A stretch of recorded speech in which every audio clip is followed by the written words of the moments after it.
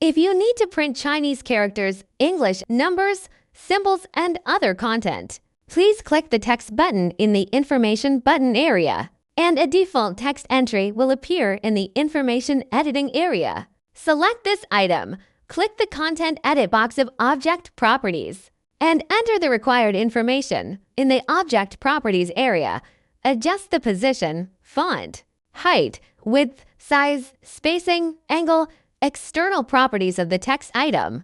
Click the Style bar button to set styles for text in sequence, vertical alignment, bold, and italic.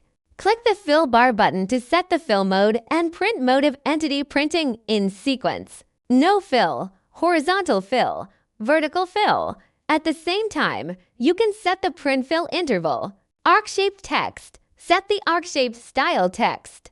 Click arc-shaped text to expand the corresponding for control parameters. Start angle. End angle, X radius, Y radius. The starting angle start angle and ending angle end angle indicate the starting and ending positions of the curved text. The diagram shows that the starting angle is -180 and the ending angle is 0.